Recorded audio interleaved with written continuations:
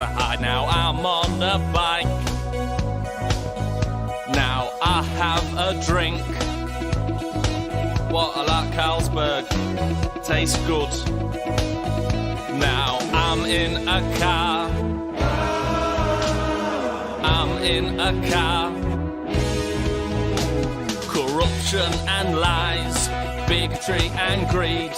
Wake up, sheeple, don't be so naive. Politicians and the music business all out to get us. We just signed a record deal. Screw all the haters, now I kiss myself in the mirror. Look outside at rain, money doesn't make me a sellout. I have rent and cocaine. I once kissed a guy, homophobes beware. No one thinks you're gay and nobody cares. I once kissed a bloke. No, you didn't, we were there. I'm in a car. These rhymes are easy.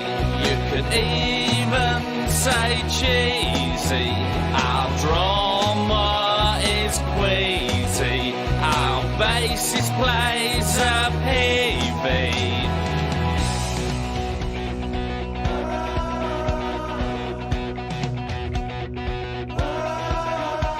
My bandmates all hate me. We're artistic. I'm always drunk. Slow motion. Ex-girlfriends adore me. Selective color. Now I'm in a car. That's his mom's car. These rhymes are easy. You can even say cheesy. I wear my heart on my sleeve. My dad's name is Malcolm.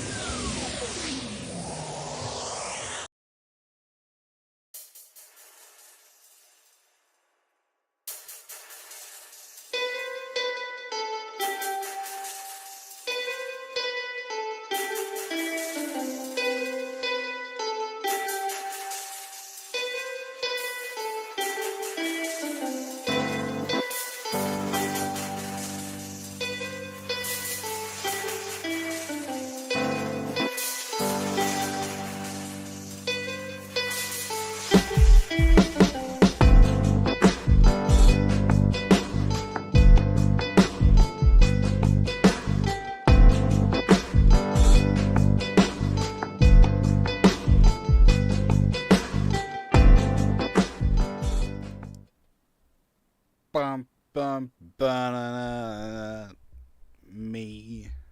Hi, internet. Let's get into it in just a second. As I was setting up, noticed a weird problem to do with the stereo send out of PC number 1, where Cubase is. So I think, and it's weird that my mix in my headphones is completely mono, because it shouldn't be. So if my voice might be slightly more right than it should be, and anything coming from Cubase might be slightly more left than it should be, I don't know. So I don't think that's going to be an issue for what we're talking about today. If it's slightly annoying, I promise it's more annoying for me.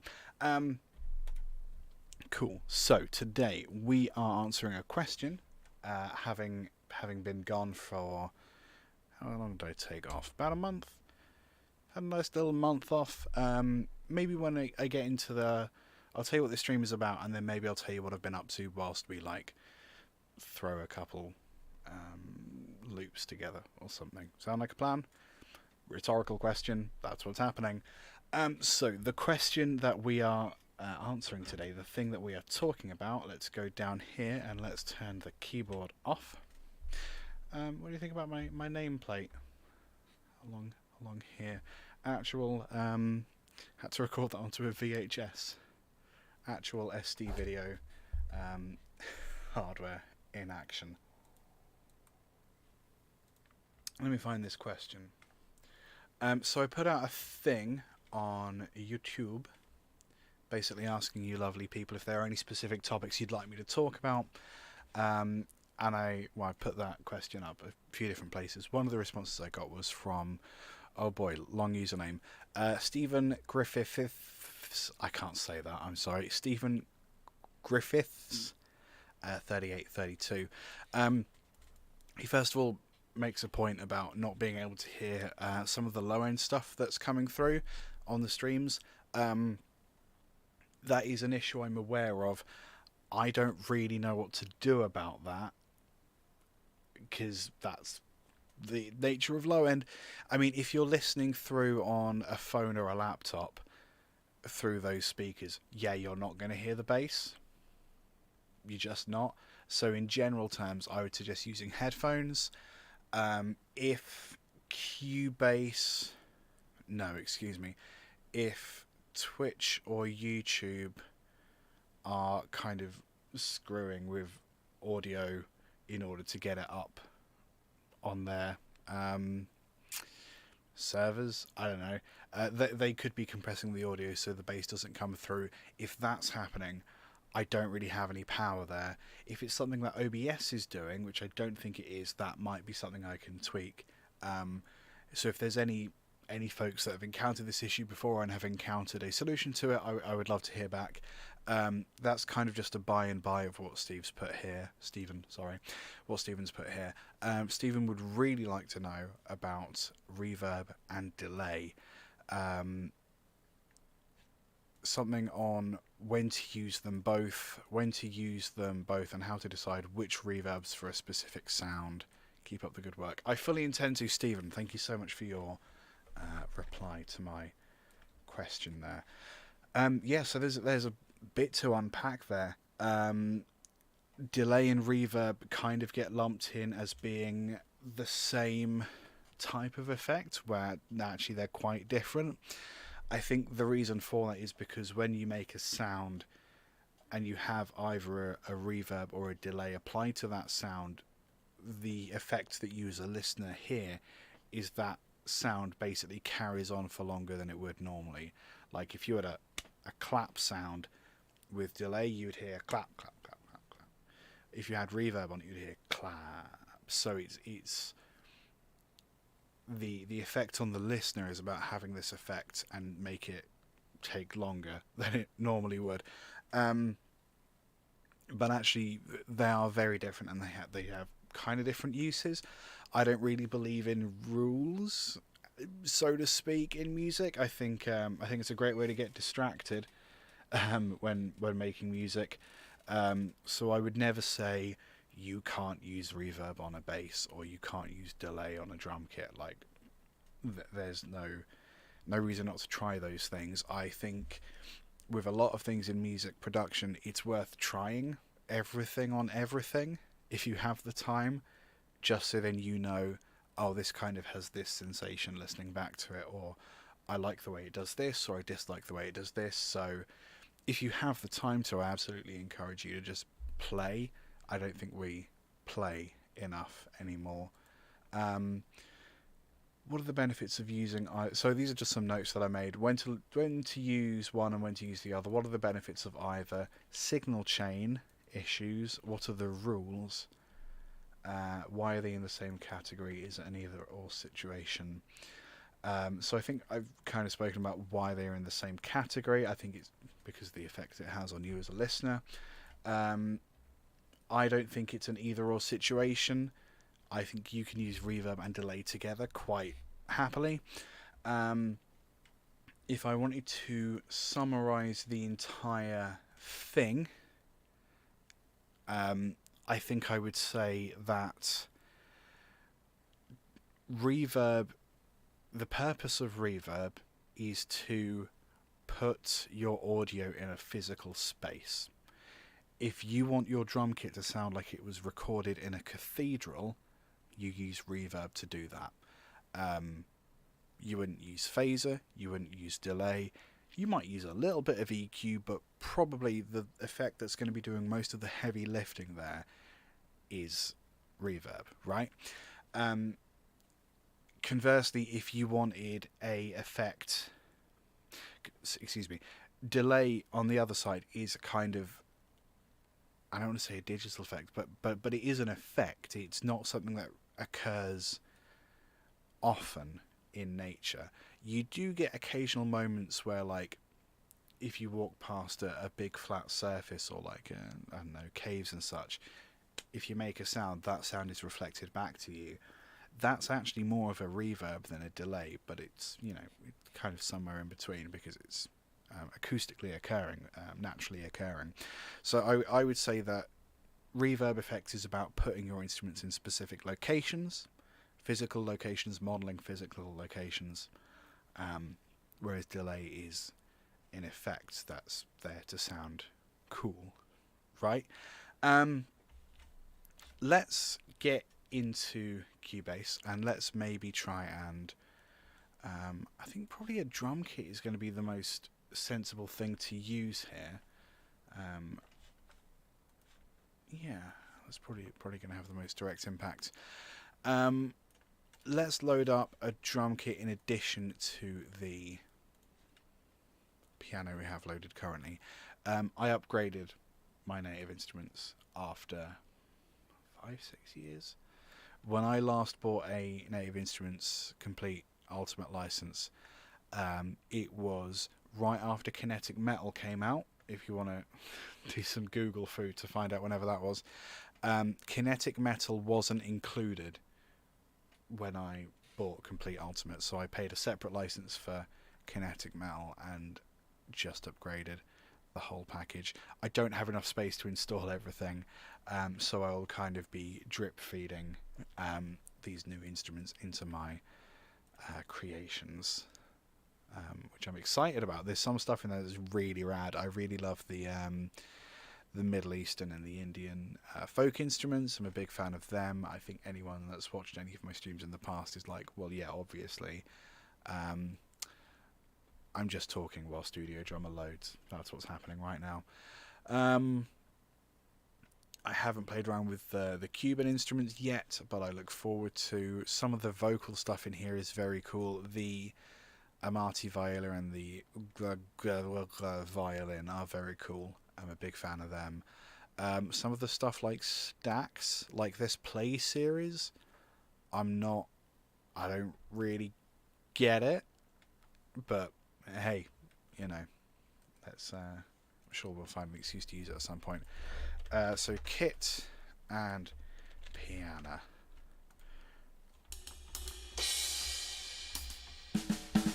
Yeah, that's a little more on your left for some reason. Sorry about that. Shouldn't really affect what we're talking about. So I'm going to do like a little drum beat here. We're quantized to 16ths, that's fine. So we're just going to go kick, snare, loose kick. So kind of a funky thing here. Yeah, that'll do. That metronome is quite loud, isn't it?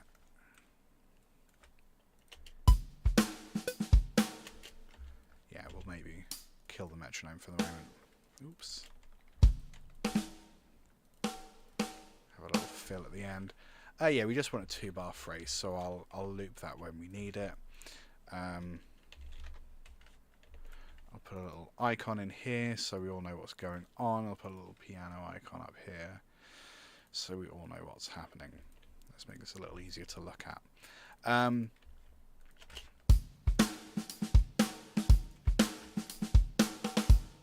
So something that may have occurred to you already is that this drum kit has reverb on it. It has reverb on it because this drum kit is modelled on a physical space. It's modelled on a recording studio. So when we look at the mixer and when we look at the kit options, we can see we have options here for the room mics. So in the room that this drum kit is modelled in, and this is one of the reasons that I like using Studio Drummer in contacts over samples, is that you get this level of control over the instrument. Most of the time you get given samples and then you arrange the samples in some way, and then you can either apply effects to them individually if they're on different tracks, or you can treat the kit as a whole. Whereas what this does is it's playing back these individual samples and then routing it as if these samples were being played in a studio. So then you have the options of applying EQ and transient and distortion and stuff, but you also get control over the microphones that are in the room, and these are essentially reverb. So we can just turn these down to have no reverb sound. So this is reverb that is occurring naturally in the fiction that Contact are trying to tell us. This is stuff that's occurring naturally in the room with this drum kit, but we also, on the snare and I reckon some other stuff, oh no, okay, my bad, we have sends up here, so we can send any of these individual drum mics to a reverb send as well. Let's turn those off for the moment. So the mono overhead mic is being sent to the send. Can we see the send? Yes, the send is this reverb here. So we're gonna turn off the room mics and we're gonna turn off that reverb for the moment. How does the kit sound now?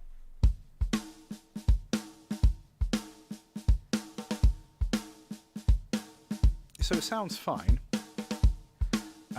Crucially, we don't have any hi-hat, do we? You hear that? Quite often, drum kits in studio environments, you don't often mic cymbals. You do quite often mic hi-hats individually, so it's interesting that they've chosen not to mic the drum cymbals in this case, but whatever. So we lose cymbals, including hi-hats, if we don't use these room sends. So let's bring the overhead stereo back in.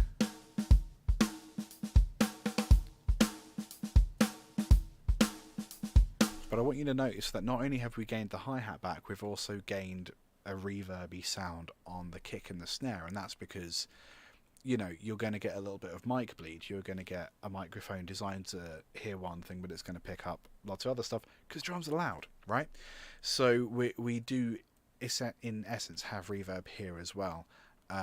If I mute the hi-hats for the moment and then bring in these room mics, I want you to notice how it sounds more airy and sounds more like we're in a physical location. Because at the moment it just sounds like you've got a kick drum and a snare right up next to your face. There's no space, there's no air. It's a bit dry.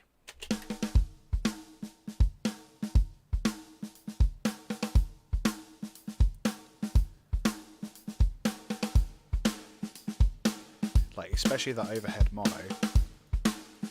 When we bring back the hi-hat, we can hear it. So that's all well and good.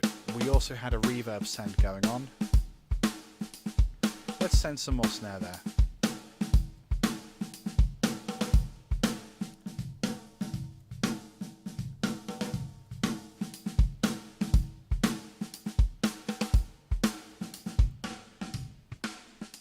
So this is just the overhead mono by itself, and then we're going to add some of the reverb. It sounds more like we're in a garage now, right? I sort of prefer it without, to be honest.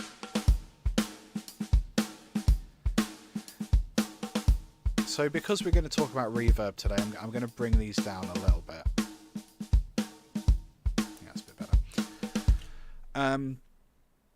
So that's the reason I kind of wanted to demonstrate that and talk about that is to get across that reverb really is a naturally occurring thing. There isn't much reverb in this space, but there is reverb in this space, and if you wanted to make an instrument sound like it was being played in this room, you would have to probably apply some degree of reverb to then make it sound like this space, right? So that really is the key difference between delay and reverb, although the impact on you as a listener is that you're making these sounds happen for longer. Really what you're doing with reverb is modeling a physical location, whereas with delay you're just adding some cool effects. One of the things that I really like about delay is the fact that you can set it to a tempo. So we're at what, 120 BPM currently. If I put a little piano in here, if I put a normal size piano in here, let's say I want to do C minor chords.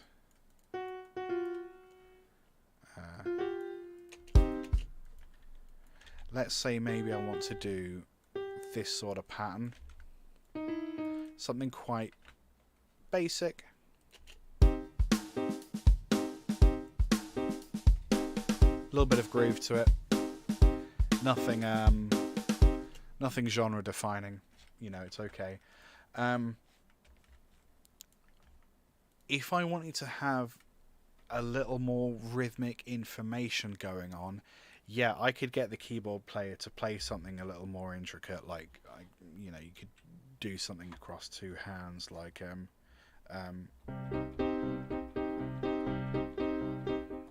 or split up the chord. It's obvious I'm not a keyboard player. You know, you could get them to play a different rhythm, but you have other options available to you. So let's just add a mono delay for the moment and see how that sounds if we set it to 8th notes.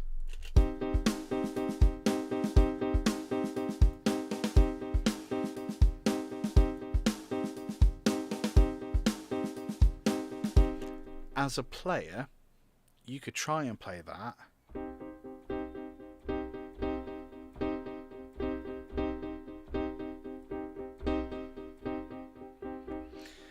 But it's quite human. It's quite like, you know, I'm not hitting all of the notes with the same velocity. If you want something a little more rigid and interesting, yeah, just I guess rigid and really strictly rhythmic, sticking a delay on there is a great option. And that's quite a common thing with instruments like guitar. When you're doing a guitar solo, you stick a load of delay on it because the notes carry on. There's more notes. More notes is good, right? Guitar solos. But this doesn't sound organic. That's the thing to bear in mind. Reverb sounds organic because you're modeling physical spaces. Delay sounds inorganic. It sounds much more digital. Even when you're using an analog delay, it sounds more digital. It sounds more robotic.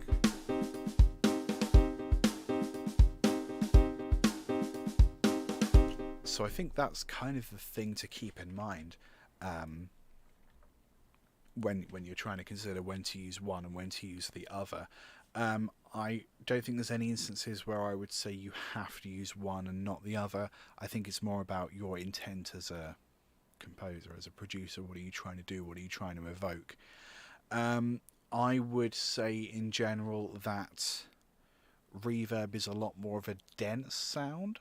So if you have reverb on something and you're maybe struggling with clarity in a mix, maybe there's too much going on, maybe it's hard to discern the key melody, or it's hard to discern the lyrics or something, that would be a point where I'd say maybe we try to reduce some of this reverb. So if you're doing something like a pad, something that's just there to fill out space and it's just quite dense and warm, that might be something you apply reverb to. Whereas if you're doing something that needs to take a more focal, needs to be more of a focal point, needs to be center stage, then maybe you do delay, because it tends to not crowd it so much.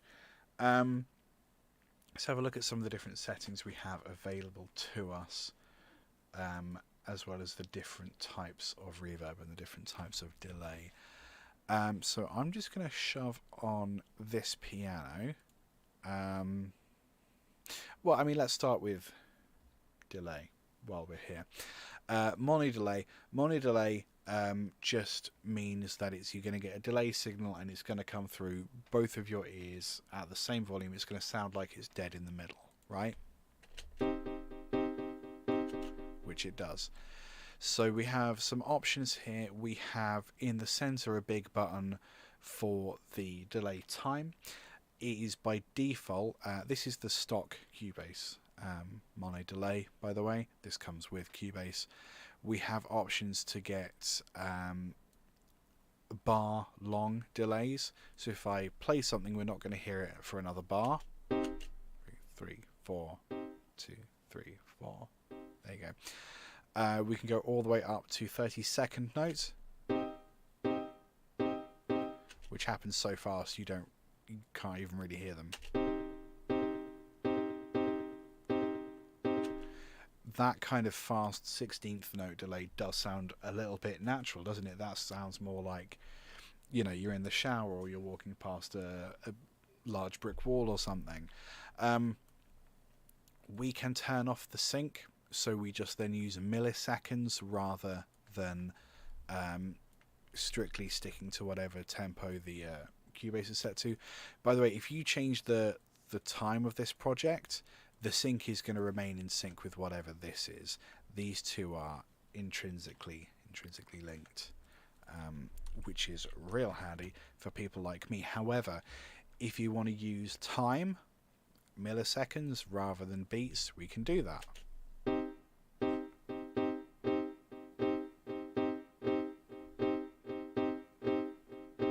That's quite fun, because that's it's almost like they're playing together but just slightly wrong. So what if we go much faster than that? Faster again.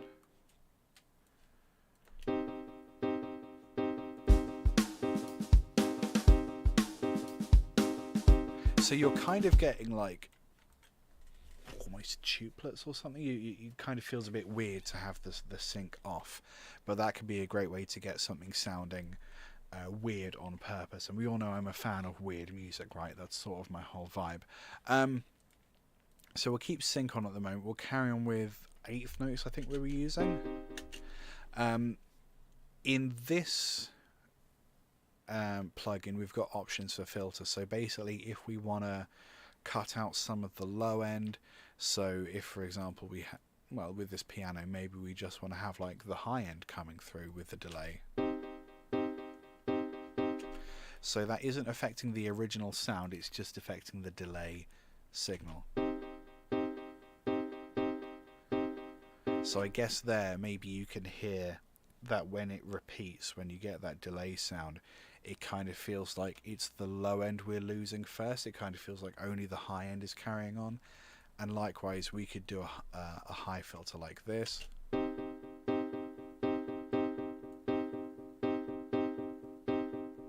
So as this repeats, it feels like it's getting warmer and warmer, right?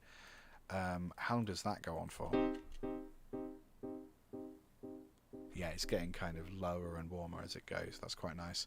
The next two controls that you have here, these are going to be standard. I would say sync or delay time, feedback, and mix are going to be in probably every delay pedal. I don't think you'll have a delay. Did I say pedal? Plugin or pedal, indeed. You're not going to have delay effects without being able to affect these, right? So feedback is how long do you want these repeated notes to carry on for. So if I do this, we're maybe going to get one repeat. Ooh, let's try that again. 1, 2, 3. I think we got 3 there, but the last 2 were quite hard to hear. Yeah. If we do 100,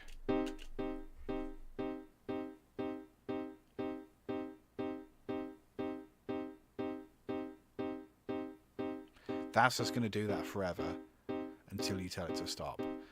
And if you do decide to keep that going forever, you are going to run into, well, you're going to get a feedback loop.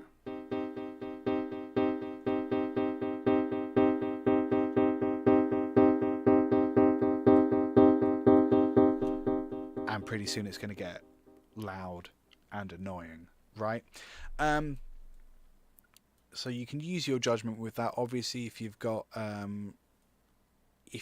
really fast delay time, you might want to put that up quite a bit.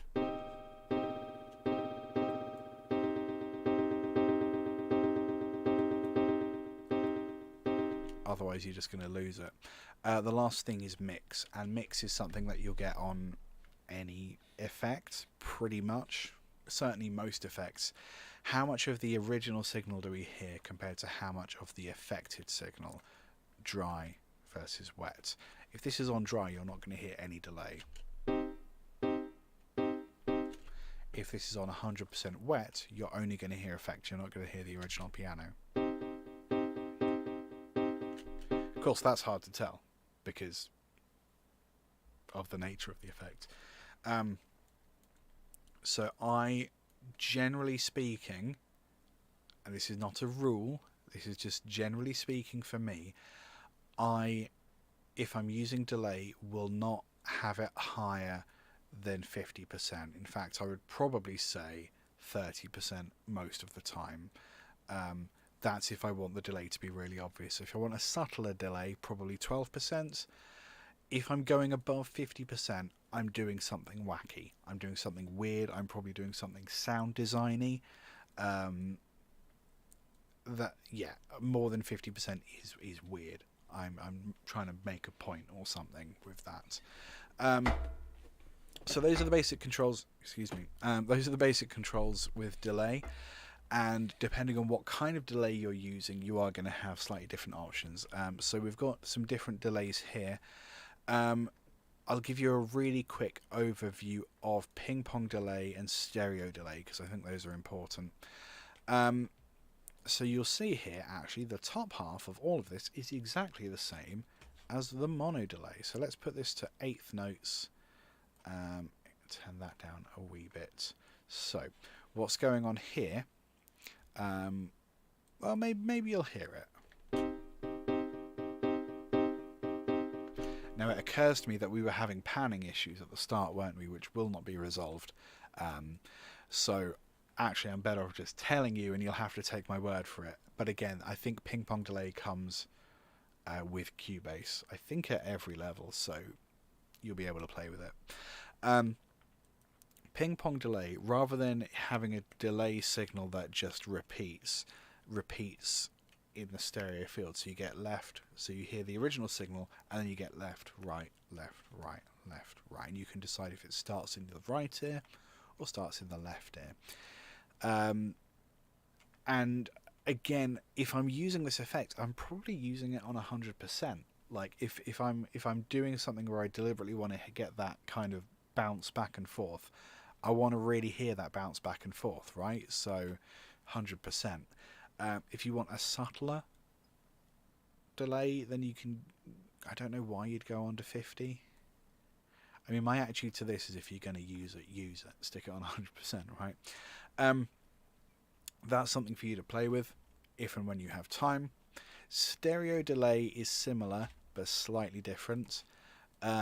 With stereo delay, rather than having the back and forth effect, you just have, it's like having two delay plugins, one for the left ear, one for the right ear. In fact, you could have both of these in the right ear if you wanted. You could have both of these center, you could have both of these slightly off the center, and this is just kind of a fun way to kind of do what the ping pong effect is doing, but like it's a little more intricate than that. So you could have one, yeah, I mean, you could have something that's quite fun is to turn off the sync and then have these two delay effects kind of not quite the same speed. Because we're having pan issues in the stream, I'm going to put these central.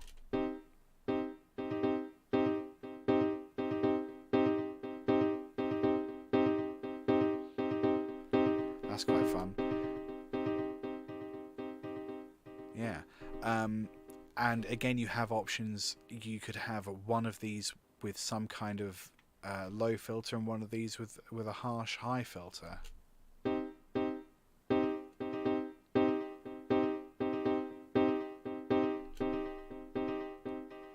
That's quite fun. Yeah. So again, there's no specific reason where you would use one of these three delays over the other. It's all about what you intend to create in the moment. Okay, no, screw it, I'll give you a rule.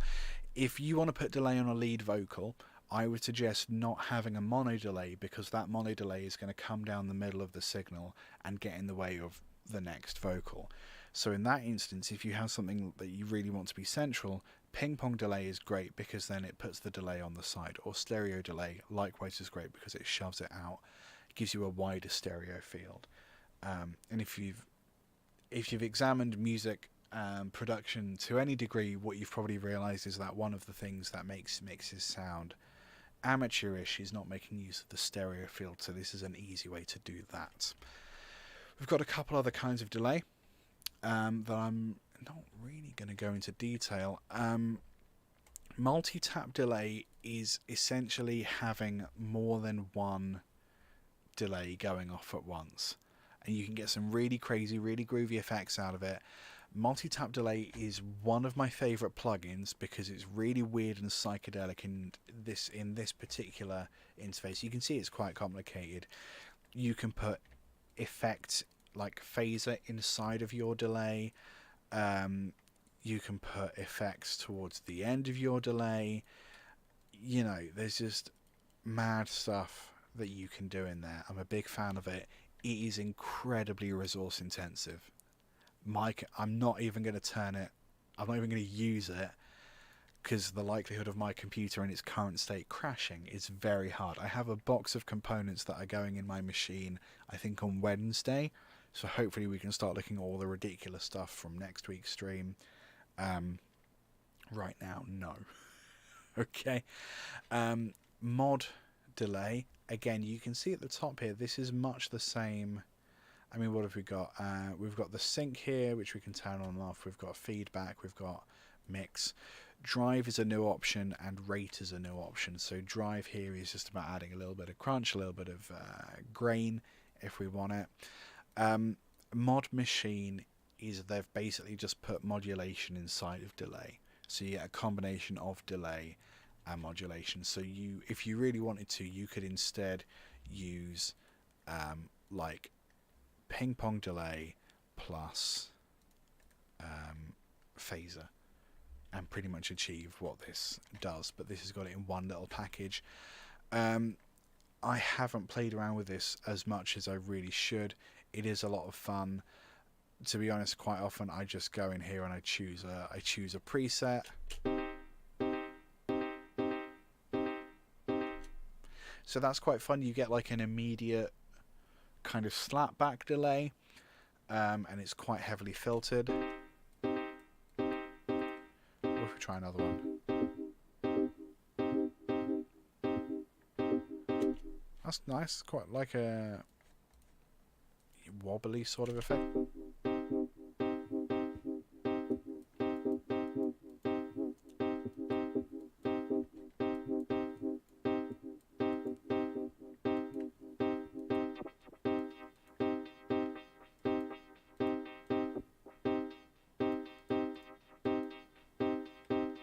Loads of cool stuff in there. Great way to sound psychedelic without much effort.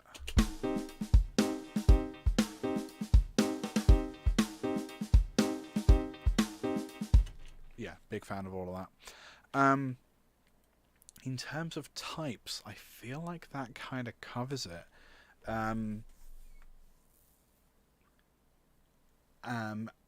In terms of like communicating, if you're working with people, if you're working with people, other musicians or producers or whatever, and you want to communicate the specific ways you want a delay effect to sound, you pretty much just use the words that we would normally. There's no real jargon. All you need to know really is the sync delay, the delay time, so quarter note, half note, bar, feedback, and then mix.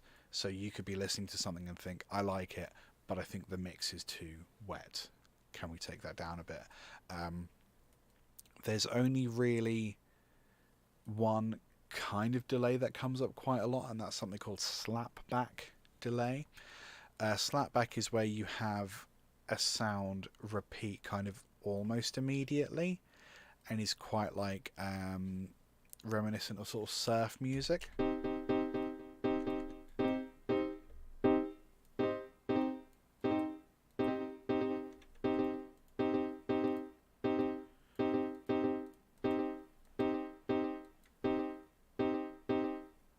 So that's a kind of example of a slapback, and that's something where actually you don't need to sync it to the tempo really, because it happens so quickly. It's kind of hard to discern, well, actually which one of those is on time.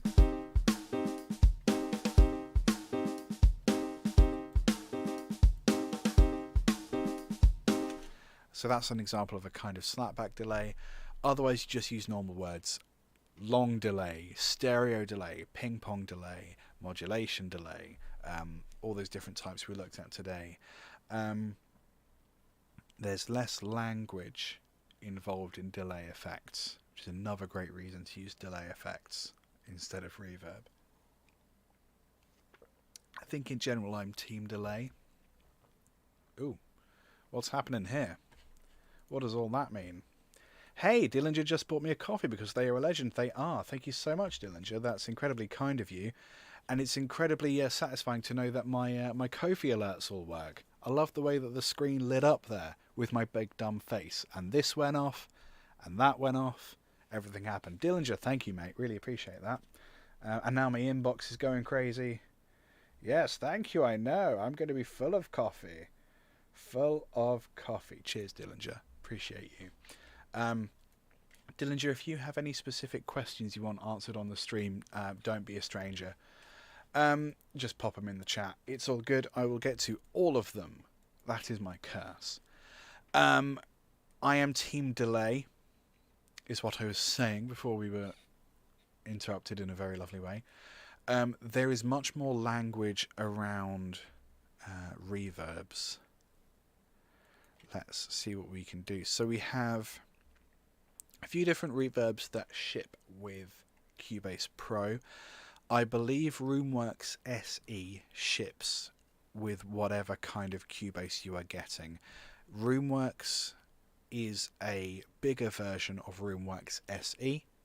We'll start with RoomWorks SE because it's easier. It's lighter, and you can see this is the light version of the reverb, and there is more stuff. You know, there is obviously more going on there. Where do we begin? Let's begin with similarities. So we have mix, which is exactly the same. We don't have the words dry and wet on the screen. I don't know why that is, Cubase. Cubase, why is that? Again, if I'm going above 50%, it's because I'm doing something weird. So we're going to keep that around 30%. We have low level and high level. This is much the same as, high and low filter. I suppose the difference is with the delay effect. When you turned it up, you had less low level, and when you turned high up, you had less high level because it was a high filter rather than a high level, right? So what we're going to do here, I'm going to turn the low level down to about 25%, so we still get a bit of it. High level, I'm going to give it a high end boost, so we're going to get about 100. You can go up to 400%, which is too many percents. I'm going to go up to about 100 and 120, whatever. Let's listen to this in its current state, just the piano soloed.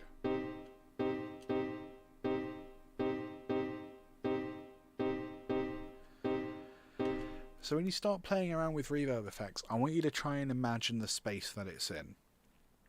I want you to imagine what kind of location we're in, where the piano sounds like this. Where is this piano in that room, and where are you, the listener, in relation to that piano? Lots of things to think about. Just have a little think for a couple bars.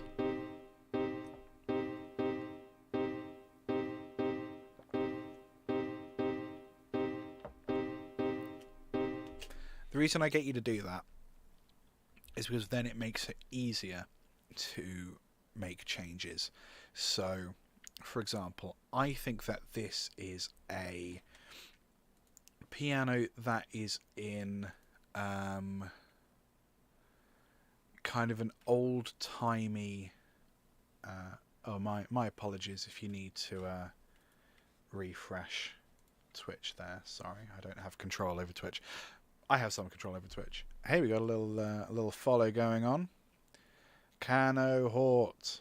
I don't know how you pronounce that. Good to have you here. Thank you so much. I want you to think about reverb as being a physical space because it helps you make changes. So for me, this piano is like...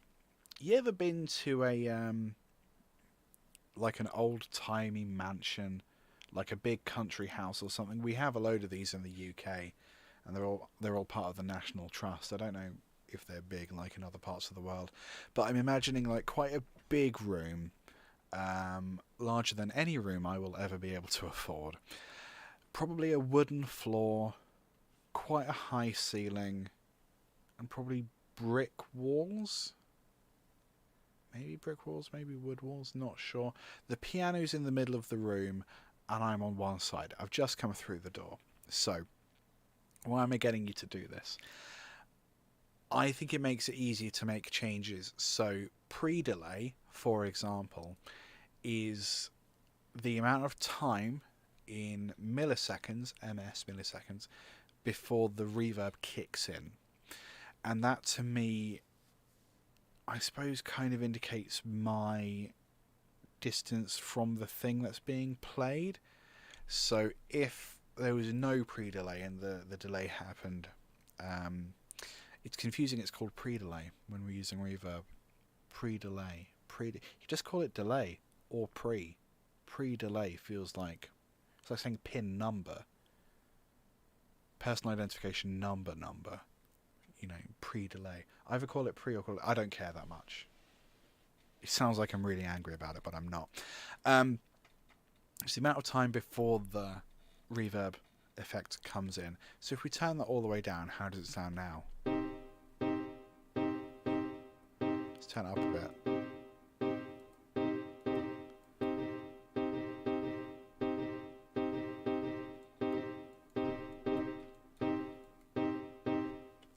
I think the more pre-delay you have, the closer you are to the instrument, right?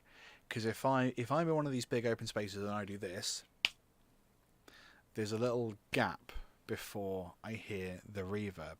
If someone is on the other room to me and they do that, I'm probably going to hear the reverb at the same time that I hear the clap, right? So if we wanted me to be close, I mean not all the way up, but like maybe here.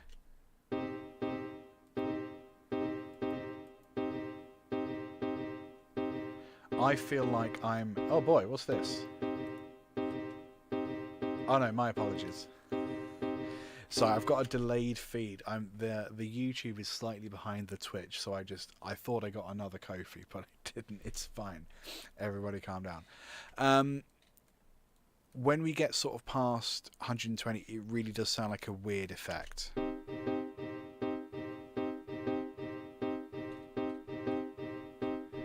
it's kind of janky. I sort of like it, but it's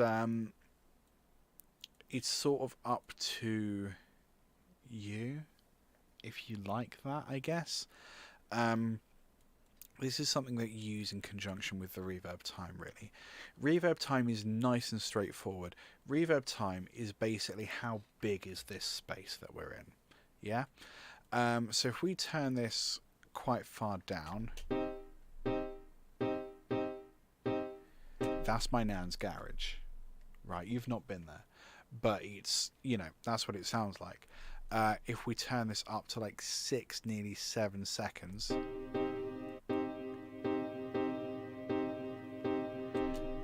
now we're in a church, right? Like a proper cathedral. So that's nice and straightforward. We're just talking about time. We're just talking about space. So the more time the delay the reverb has, the bigger the space is. And I think over like 10 seconds is where you're getting into effects territory. I could maybe believe that as a physical space, but not really.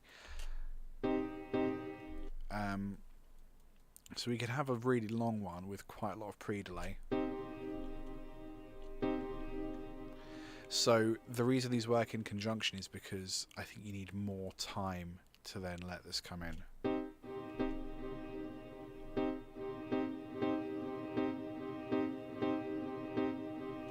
So when you get extreme with these effects, you're getting into the realms of no longer modeling physical spaces, but creating effects essentially, and that's absolutely fine. That's what half of this stuff is for.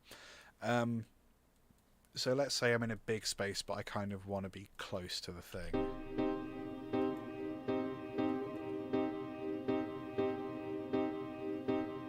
That feels about right because it's like I'm playing the instrument and then I'm kind of hearing it reflect. The last thing here is diffusion. Now, diffusion is something that I struggle to understand.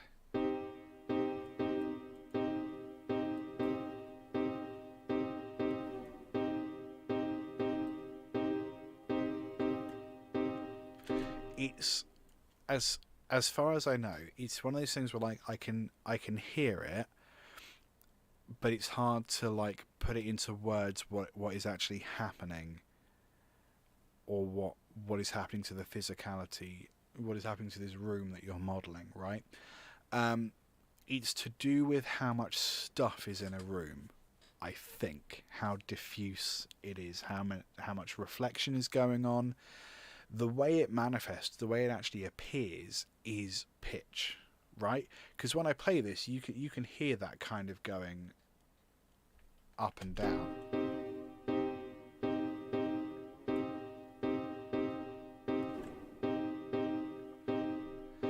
So I think 0% diffusion must mean there's nothing else in this space, so we're kind of just hearing this one reflection.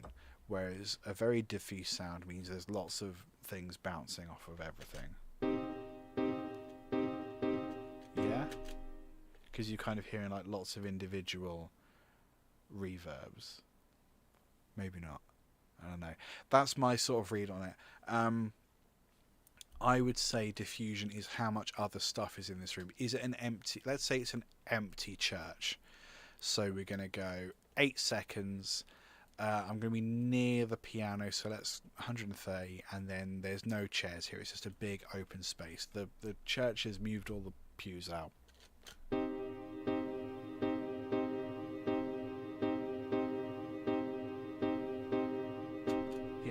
right?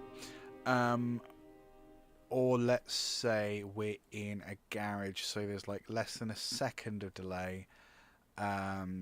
Pre-delay is quite far down, but there's lots of stuff in there. Yeah. Empty garage. Full garage. Empty garage. Empty cathedral. Full cathedral.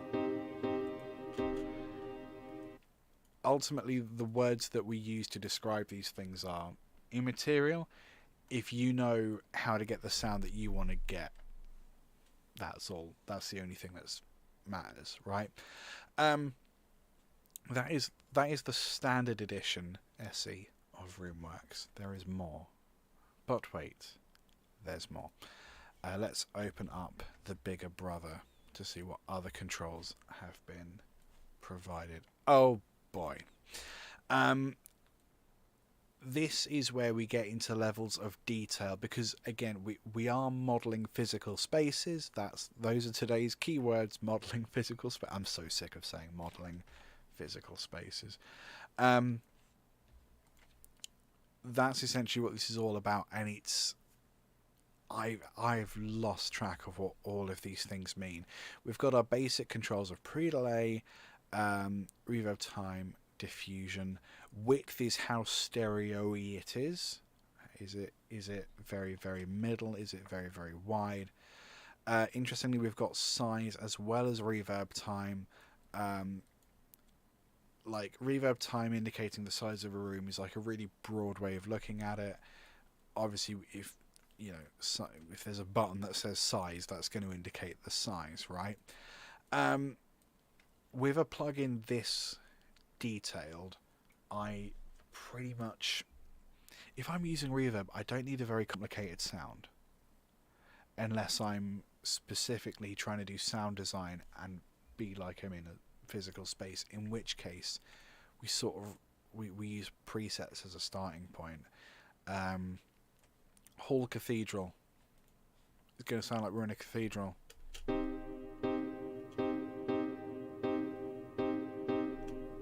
You know what it does. What about a small cathedral? Yeah,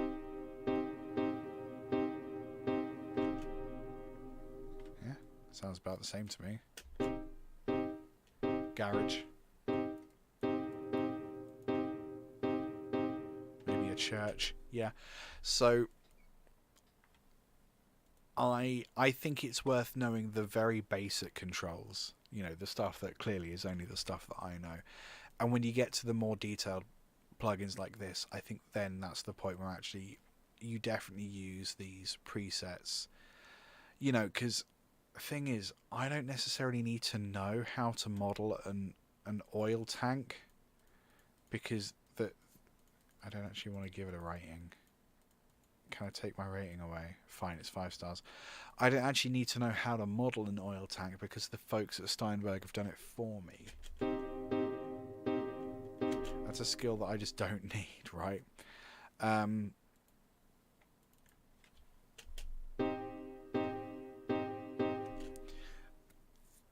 I think all that you really need to, with all aspects of music production, and a little bit of composition really, maybe this is a good rule for life, who knows. If you can put into words what it is you want to change about a sound, that makes it a lot easier. And then being able to look at this and think, okay, well actually I quite like this reverb, but it just feels like there's too much going on in the high end. That might be your reaction. So you can go, well actually we have the option to reduce the gain of the high end. We can also dampen the high end here in a couple different ways. We can filter out some of the high end. Easy. So by knowing that we have these 4 controls for high, why do we have so many? It then becomes a lot easier to work out what we want. We might also think, okay, I like this sound now that there's no high end in it. I wish it came in a little later. Yes, we have pre-delay. We also have a tack now. We have an envelope on this, so we can let it fade in. So it isn't just that the signal is delayed; it's that it fades in as well. How does that sound?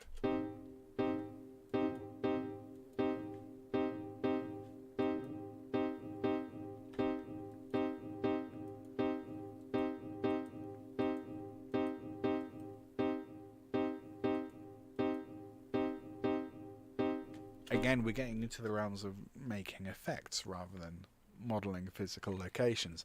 I quite like that.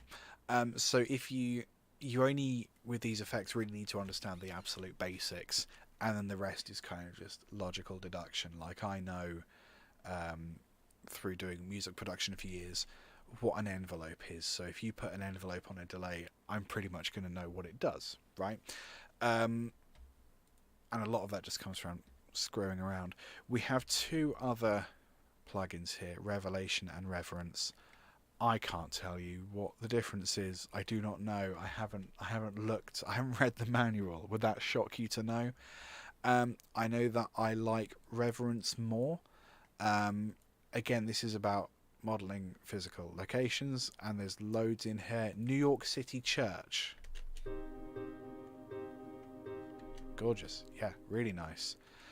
Music Academy B. Yeah, neat. And again, this has got mix down here. I don't know why you'd want to lock that. Interesting. So it's interesting that this one's a smaller interface, but it uses percentages rather than dials. That's interesting to me. Yeah, but again, because we know these different names. Sorry, I lost control of my mind. Because we know what mix is, that's going to be the same thing, regardless of how the plugin looks, right? Same thing. Pre-delay is always going to mean the same thing. Size is always going to mean the same thing. And then if something appears as an option like a tail split, we can listen to the difference and see what it does. So I'm not 100% sure why you would use Reverence over... I think Reverence is just more detailed than Roomworks, and Revelation, again, looks like this. It's just different. Are we going to... Is there a way to find out what it is? No, probably not. So all reverbs kind of do the same thing, really. It's just whether or not they have tweakability, or whether they have a load of presets you want to use. That would mean you want to use one over the other. How do I use reverb, practically speaking, like day to day in my work life? How do I use reverb? Well, I'll tell you how. We have a piano and a drum kit, right? The drum kit is quite dry sounding. I'm going to just have a little bit of these kind of room sounds coming in. And what I want to do is, okay, we've got these two sounds. These instruments don't feel like they're in the same space, right? If I want to, which is probably fine for like a pop song, but if we were doing like, I don't know, country, or we wanted to emulate like a live rock band, or a jazz quartet, or something, we want to emulate the sound of people being in a physical space doing music together. What I do is I select my tracks, I go add track. This new feature is great. We can add a group track, or we can add a group channel to selected channels. Group track to selected channels. Give that a poke. And this group track has already got the drum kit and the piano loaded in. Inside of group, what I'm going to do is add reverb, Roomworks, and then I'm going to add... Oh, I don't know. Have we got... Whole church? Yes, screw it. I'm going to put the mix up full, 100%, so we only have... I can press the wet only button. There we go, that works. Turn that off. And now we have a channel that is basically implying that these two instruments are in the same place. And because this group channel is 100% reverb, we can just use the level as the reverb amount.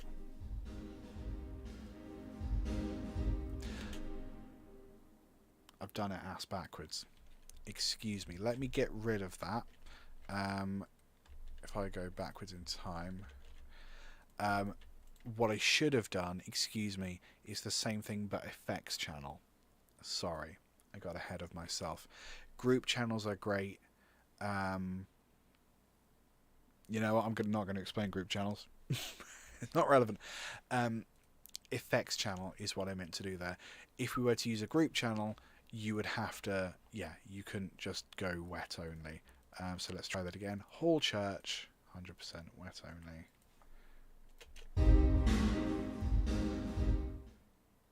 Oh. No.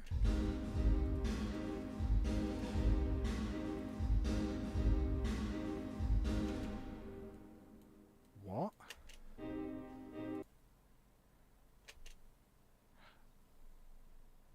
That's broken. What is going on? Stereo out. So the effects should just be a send. It shouldn't be a...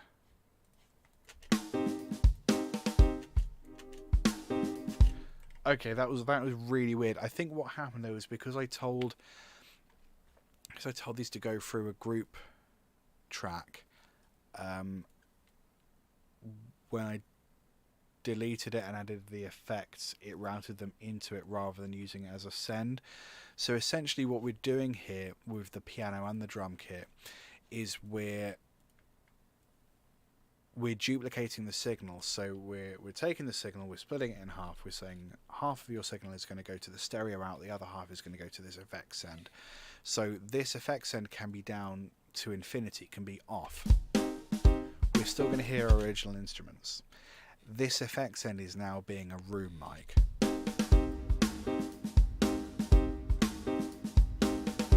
So just having it in there kind of discreetly at, what's that, minus 13 something, you know, it's still kind of implying this space that these two instruments are in, which I'm a big fan of. If you want to go one further, if you were trying to emulate a jazz club, which I think maybe Reverence is better at. Let's do a little search for jazz. Club. Oh, okay. I'll go screw myself then. Music Academy. 100% mix. Wonderful. There's a little plugin from Waves Factory that emulates the snare buzz.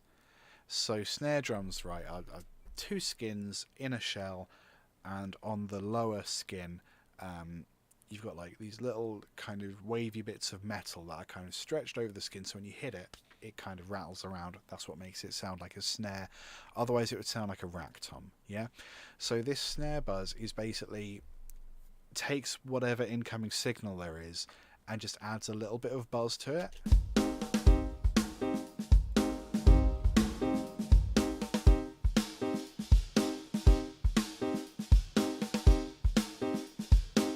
So if you really wanted to, you could just put like a little bit in there.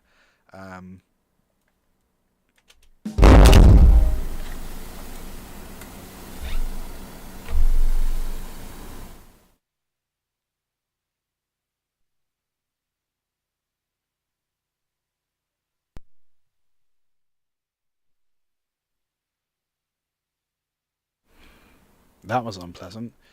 What in the name of hell was that? Sorry, did anyone else explode just then? Right, my mic is so hot. Why is my mic that hot? 1 2 1 2 1 2 1 2 1 2 1 2 1 2. Right, that is absolutely ridiculous. 1 2 1 2 1 2. I'm coming through in stereo now. That interface is going in the bin. I think I found the culprit behind all of my problems. Right. Let me just try this.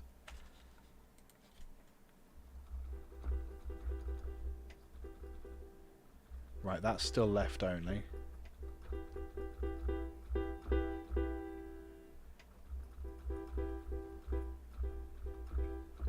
That one's stereo. Okay, Jesus. Nobody clip my face recoiling.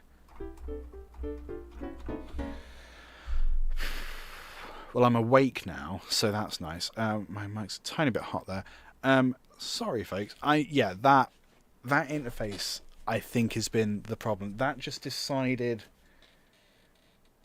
I don't know, to reset. It turned on phantom power, and it decided to work in stereo. So I might just buy a new interface tonight. That's how I'm choosing to celebrate life. My voice is very crispy now. Stupid. What on earth was I saying? It was something really fascinating about something.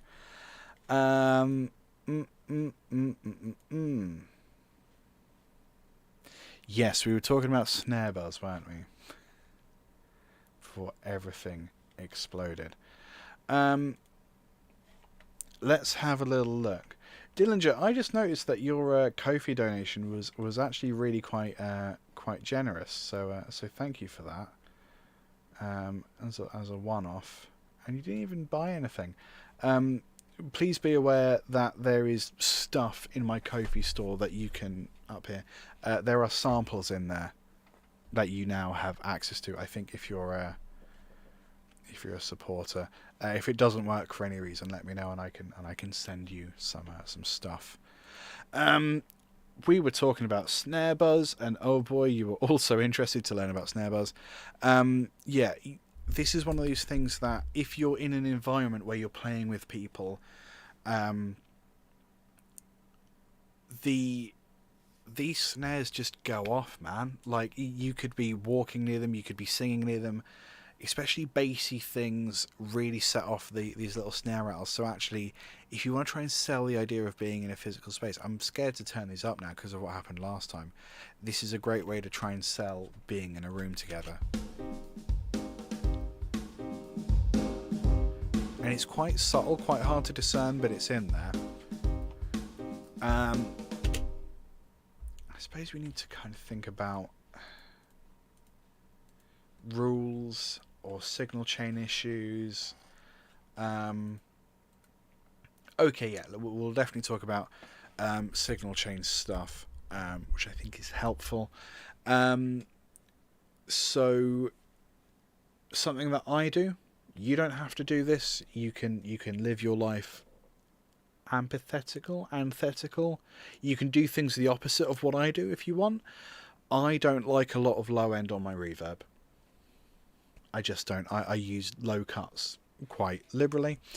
That's one thing. That doesn't mean that I boost the high end. It just means that I cut the low end most of the time. What else do I do? I will quite often combine reverb and delay. I think I tend to go delay then reverb. There's no real reason for that. You can do either. In terms of using these effects with other things, as far as I'm concerned, reverb and delay should usually, in most situations, unless you're deliberately trying to be weird, should in most situations be the last thing in your signal chain, right? Signal chains usually, let's go with the drum kit for an example, right? I would say usually you would go EQ, probably then compression, then you would have any kind of creative effects. So if you wanted, I don't know, distortion, you can't see what I'm doing. If I wanted distortion, I would put it on here. Then I would follow it with modulation, say flanger, and then I would follow it with either reverb or delay. This might sound like garbage.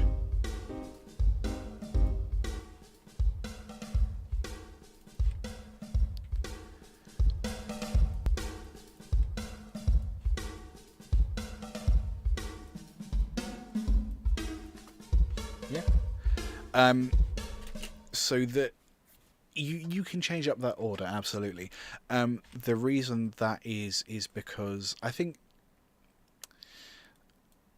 frequency, when you're EQing something, that's very much about correcting it, right? What do we want to hear? What don't we want to hear? If it's someone's voice, like mine is a little bit sibilant, like a little bit high end, a little bit harsh, so we might reduce the high end on a vocal. It's about correction, and yes, ideally you would have a nice audio source in the first place. Not always possible though, is it? So frequency is very much about correction in terms of pitch and frequency. Compression or limiting or maximizing is very much about correction in terms of overall level. So if you have a quiet section where your drummer's playing quite quietly, you still probably want to hear them at a similar volume to when they're really going for it. So a compressor or a limiter kind of helps bring levels down and level up so they're slightly more consistent, right? So those two are very much about correction, and then you get into the more creative stuff. The reason you wouldn't have reverb before distortion is because then you have the tail of a sound, the reverb or the delay tail, the actual effect itself, and you would then be distorting that, which doesn't sound like that bad of an idea. Let's play it. If I change this for like proper distortion rather than just like a little bit of tube.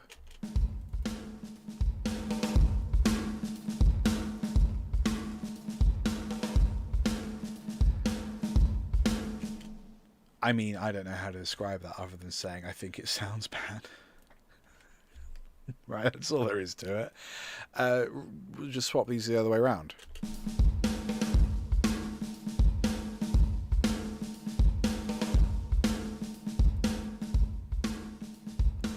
I think that sounds better, right? It literally that simple. It might be quite hard to discern. So if I go amp simulator instead.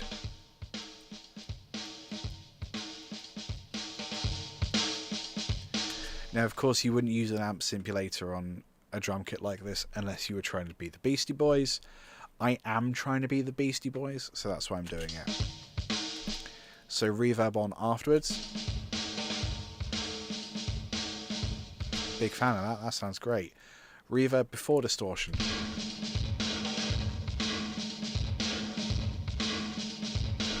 It's just less good. You know, that's not complicated. It's just less good. Samesies with flanger. You could have flanger after the reverb to have a slightly more psychedelic sound, but then you're making quite a statement when you do that, so it's quite intrusive. So you just want to be really sure that you want to do that when you do it, yeah?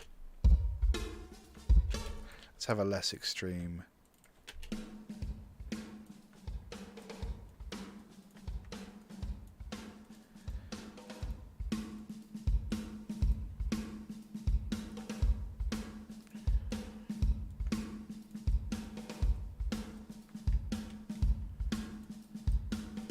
Yeah, that's all right. Flanger kind of sounds like we're underground. So if you put the reverb before, I guess it feels like the flanger is then kind of dominating a little bit, and it sounds less natural, right? You're really kind of making a statement when you do that. Likewise with flanger and amp simulator, I would usually put the modulation effects after the distortion. If you do it the other way, actually I have no strong feelings about that. I feel like you lose some of the purity of the flanger.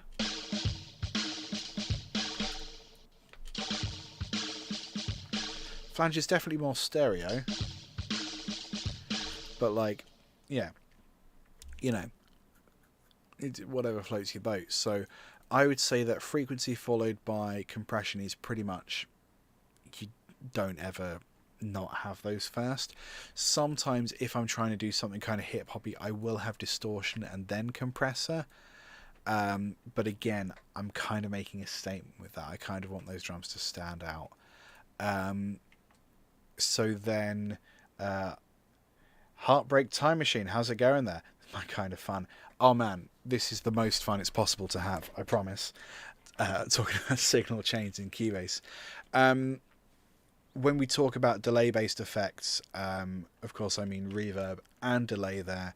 Those are sort of interchangeable. You could have reverb followed by delay, delay followed by reverb.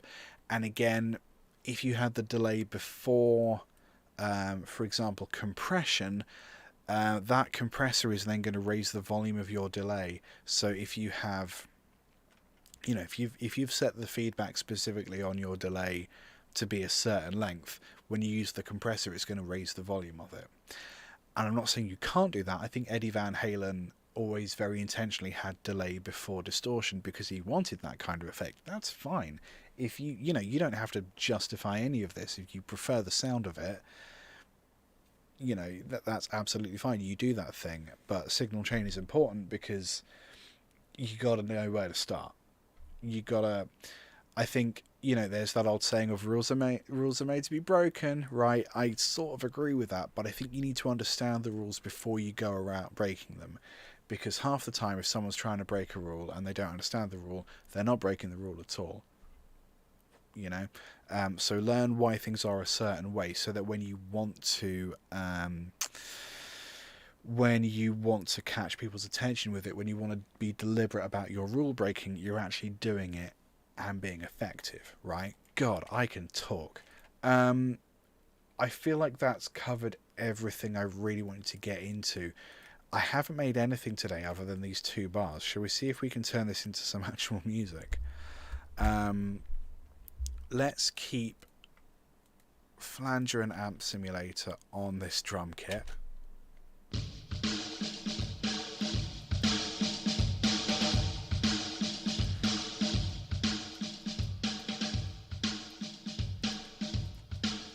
Just because I very rarely have Flanger on a drum kit.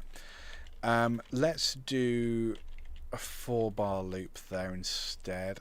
Let's get rid of the drum fill here. Put another kick there. Maybe like an open hi-hat. Yeah, just something kind of soul. Nice.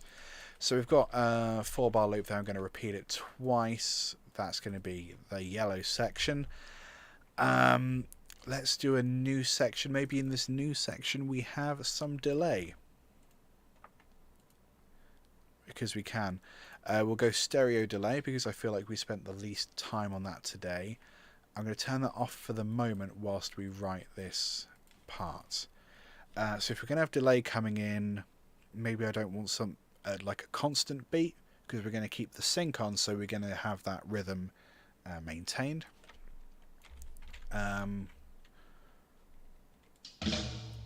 So like, I don't know, boom, da-da-dum, boom, care.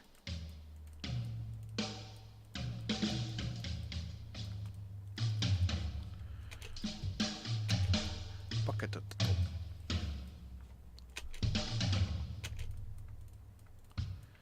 Bucket-da-da-dum-dum-dum.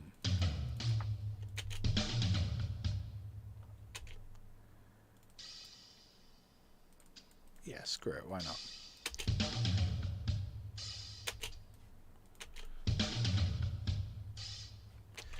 I'm adding the cymbal there because I feel like this is quite low.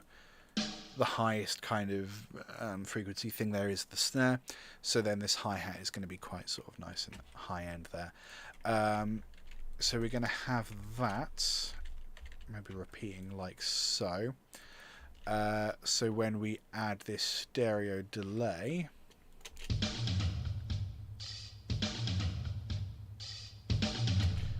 so I think I want 1/8 notes and 1/4 notes. Panned mostly left, 1/4 notes panned mostly right. So the quicker one, we want more feedback, and maybe we want this to be kind of not 50%. So maybe this one has a slightly higher mix. How does that sound? I think we want to go even slower. How about this?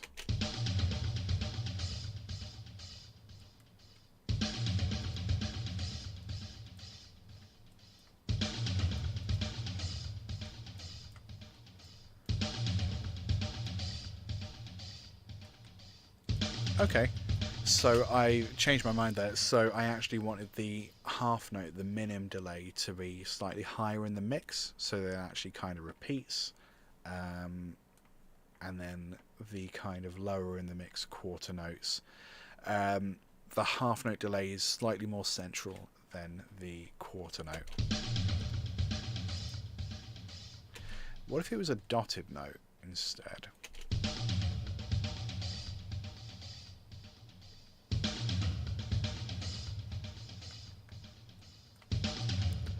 That grooves. I like that.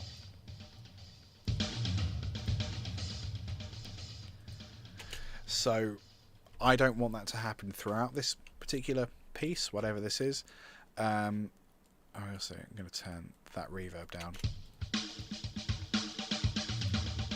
So one of my favorite things about Cubase is when you're using Cubase standard plugins, you have access to a lot of these buttons in the automation by just right clicking them. So I can now control these over time. So let's say I want this to appear here, disconcerting noise from the background. I want this to do that, and I want to fade it out here. So let's do this. Wonderful. So you'll be able to see when I press play, when we get to this area, these two buttons will go up. And that means that this yellow section won't have the effect.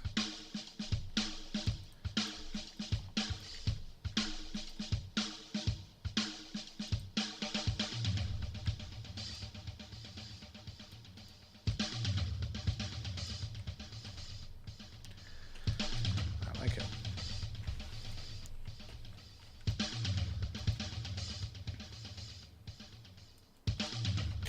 Cool.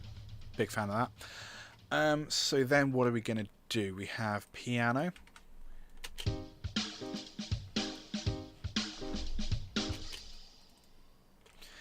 That sounds a little boring. Let's put a left hand in it. So I'm going to copy this, shift click down an octave.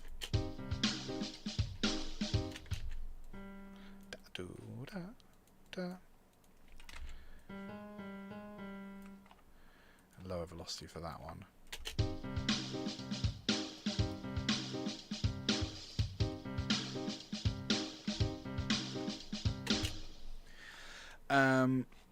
Yeah, alright, still a little boring.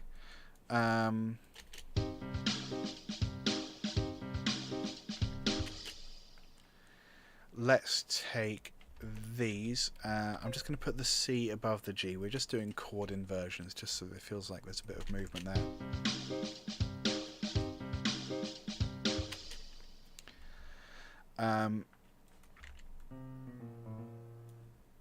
And we're going to put another chord in there. I think we're going to go in a different direction. So let's take all of these and F sharp, F.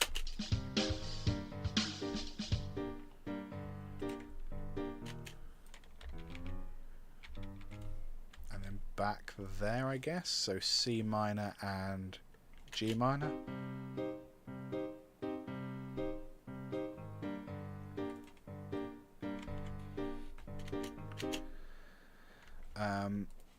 Oh, then it feels like it wants to go down.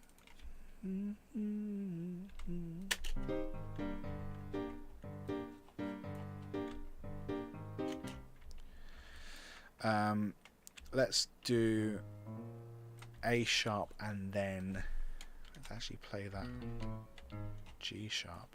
Oops. But of course that is going to be major.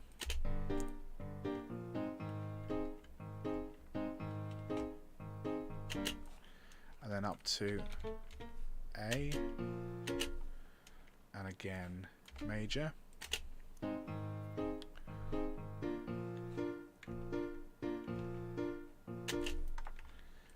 Fine. How does that sound?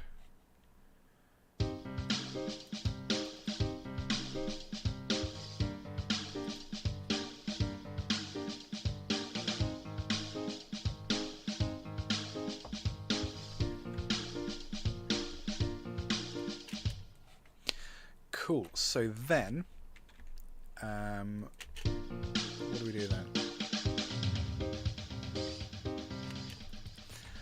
Then I think we change. We add more effects, but I think we crucially do something with kind of held chords here. So we could stick with C sharp.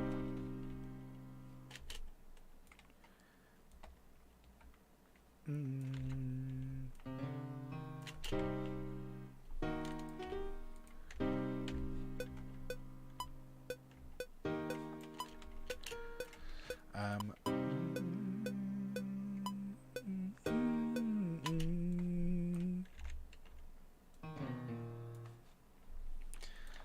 that'll still be major, I think.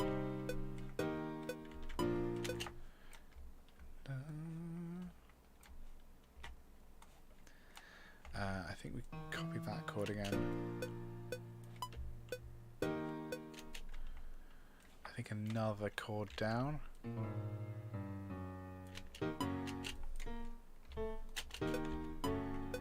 Ooh, no, too dark. G.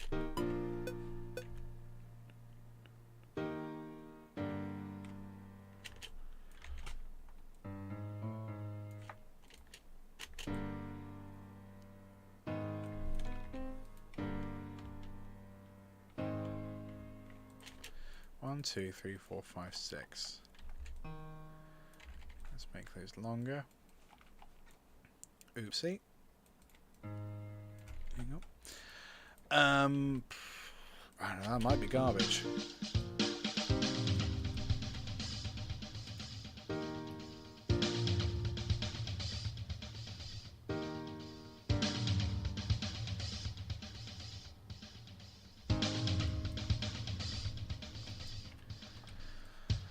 I mean, duplicate. So I think we want to do something with. I mean, let's break a rule. Damn it. Let's have like a big long reverb.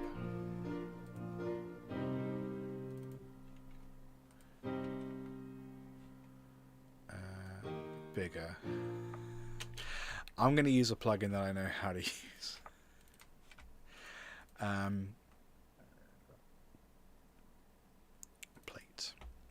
Oh, that's something I could have talked about, I guess. Too late now. A plate reverb is a specific kind of reverb created by getting a big sheet of metal. It is absolutely true. You can Google this if you want. Plate reverb. Big sheet of metal. You stick a microphone on one end and a little speaker on the other end, and you essentially put your sound through this sheet metal. It vibrates around and gives you a reverb. Right? It's mental, but it's true. That's how it works. It's a really fun sound. So let's that's what plate reverb is.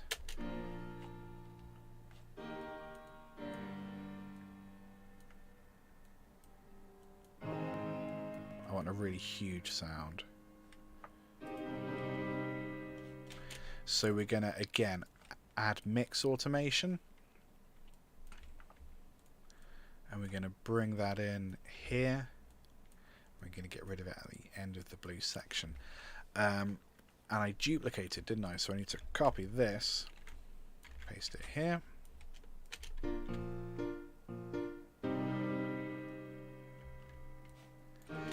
Maybe 100% is a bit much, so let's take that down to... Oh, come on, why are you being like this? Take this down to whatever percentage that is.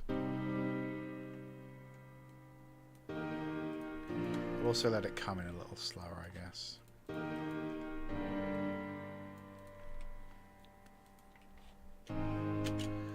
And then I'm going to break one of my rules. We're going to put a little bit of modulation on after the fact. But which one? Chopper. That could be fun.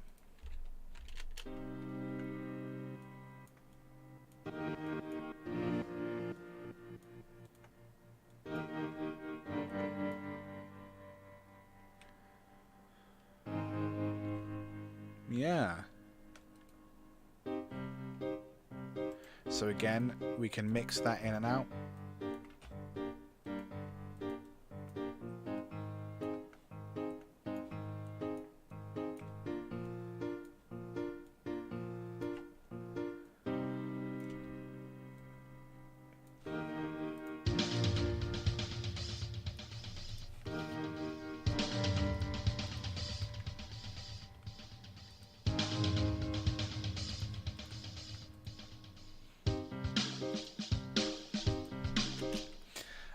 Neat. What else can we do with that? Well, we don't have bass, do we? So maybe some kind of bass is a good idea. Let's maybe go... Now, I know that it's harder to hear kind of subby basses. I'm going to do it anyway. No, actually, let's not. Let's not be mean. If I can just find contact 7, thank you. Let's just go with, again, something I know how to use. Where have you gone? J-bass. Give me that J-bass. I'm using both pickups, so again, I hope that's slightly easier to hear. Neat. I've forgotten what chords we're playing. I'm going to use a sneaky little trick. It's not really a trick, it's built in because they want you to use it. Right click, add chord track. I have forgotten my chords, but I can drag and drop my chords, and oh yeah, those are my chords. Hasn't told me these chords.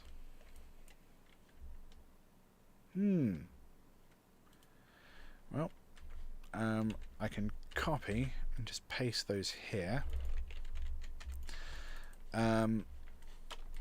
And then just use these power chords to sort of help me. If I get rid of the fifths, here we go away fifths. There's no place for you. And then we just need to make these the right length. There we go, there we go, there we go.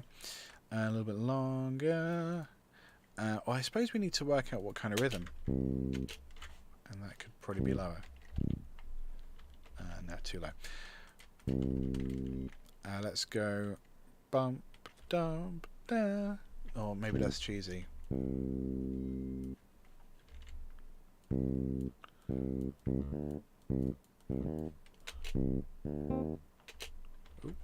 you can go away and all.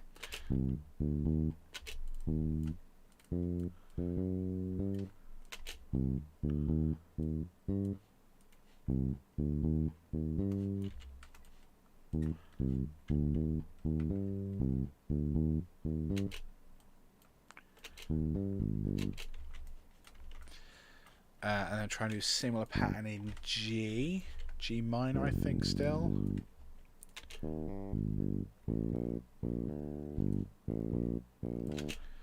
I want to get rid of that there.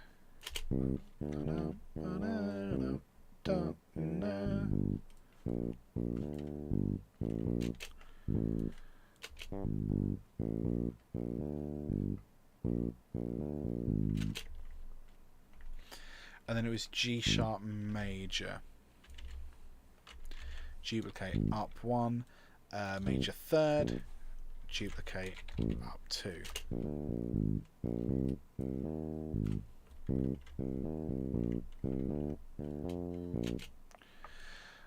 Let's have a little pattern at the end.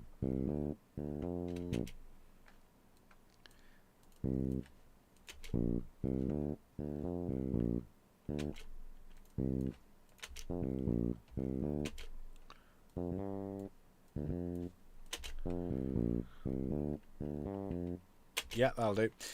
That's your A section. Can I just like copy and paste? Oh, that's not really what I wanted. Go away, chord track. You are only useful sometimes. Copy paste. Samesies here. We're going to get rid of everything that isn't tonics. Go away. Neat. Yeah, that's the lowest octave as well. So.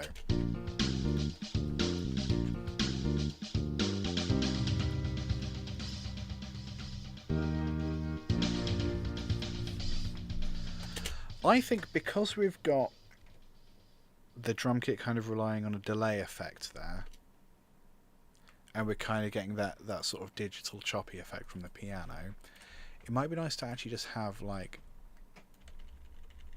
bass notes being played consistently by the actual bassist, you know? So let's try that. Dum dum dum dum dum dum dum dum dum dum dum.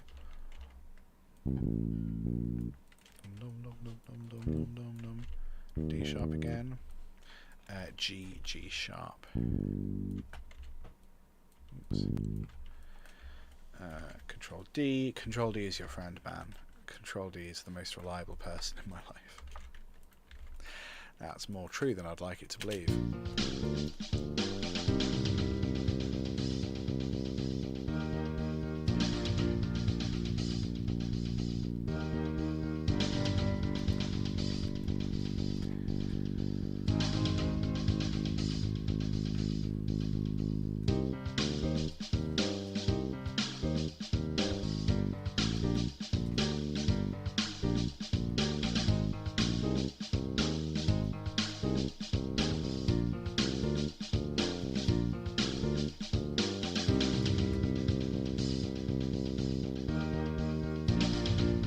Not bad. It's quite nice, in fact.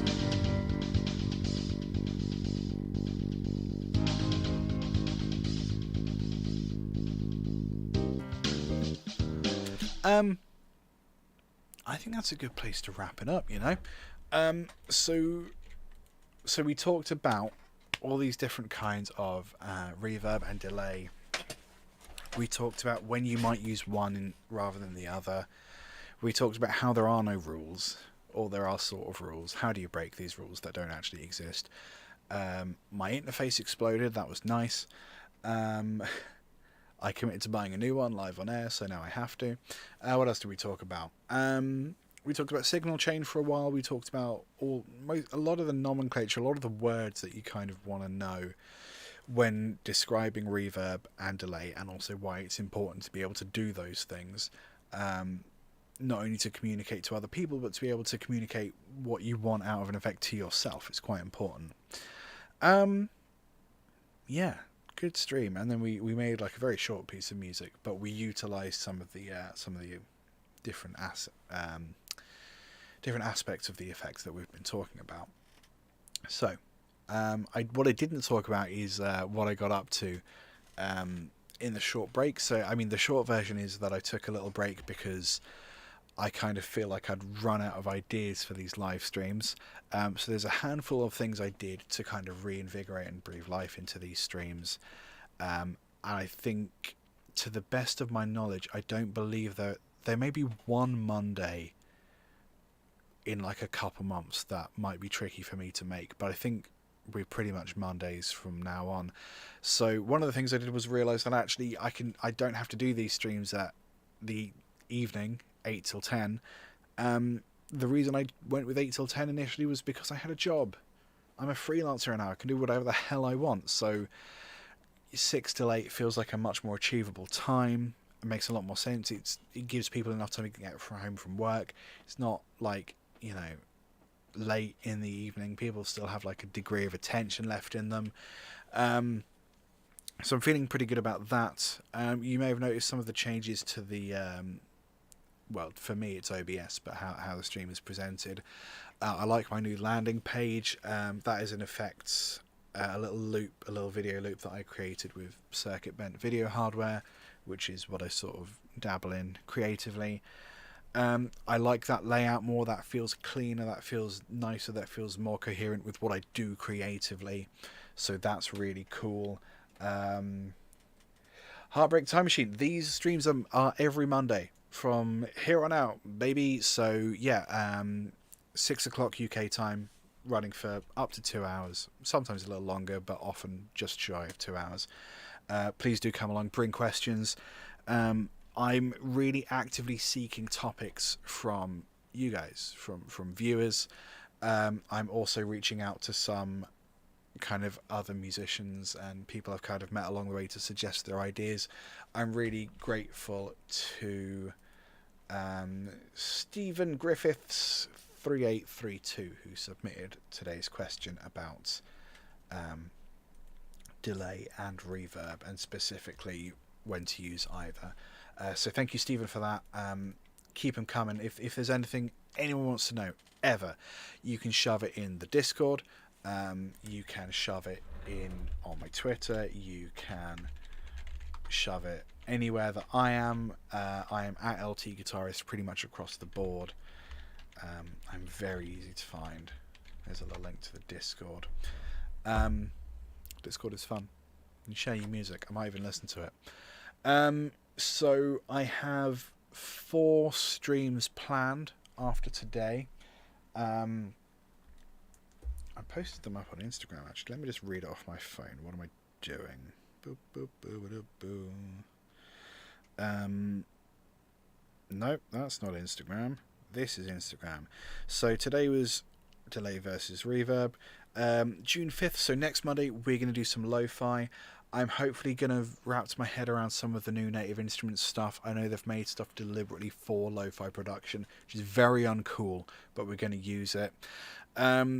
June 12th is a really special one, Type Till You Bleed score analysis. So a film that I worked on, which has been toured all over the UK, won a crap load of awards. One music award. That's pretty good. I'm happy with that. It's done really well. We couldn't get a showing in our hometown, the place where we filmed it, the place where all the crew and most of the cast are from. We couldn't do a screening, so we did a public kind of party on Saturday. We screamed it. We screamed a couple other things. Lots of fun. And then agreed that the film is going to go up and become public on June 9th, so in a few Fridays' time. Because it is then public, that is great news, because it means that I can talk about the score, which I can't do yet because the score is spoilery. I can't go into in-depth analysis without giving away the end of the film. So my hope is that by giving people the opportunity to see it over the weekend, we can then do the in-depth analysis. And if you get to the score analysis and realise I haven't seen the film, it's fine. You go watch the film, 20 minutes later, you can hop back right on the stream. Okay? The score is spoilery because I'm brilliant at what I do. That's going to be a lot of fun. Hopefully going to be joined by director Richard Jackson.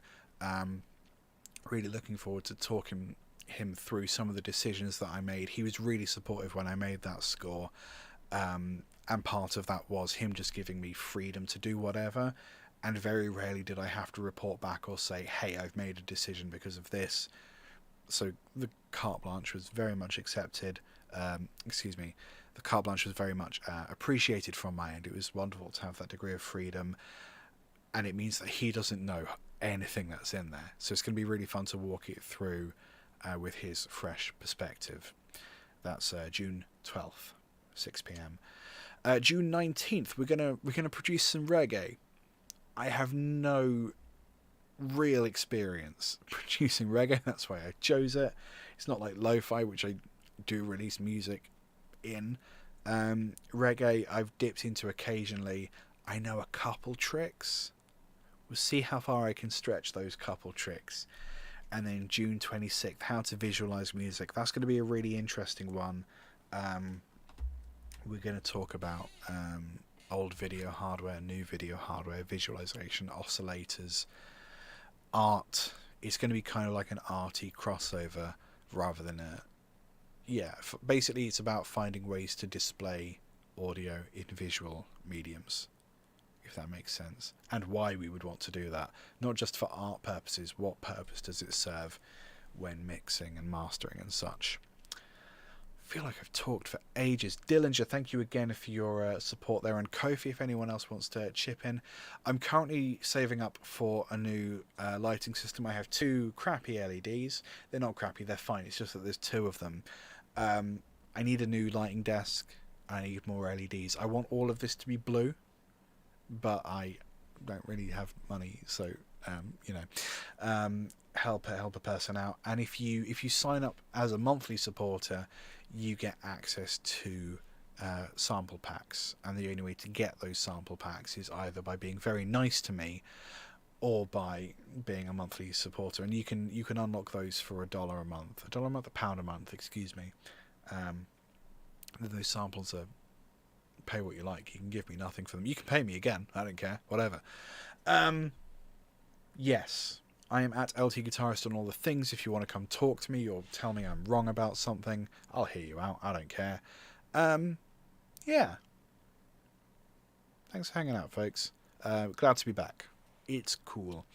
I might be streaming on Saturday over on Convey Hat Podcast.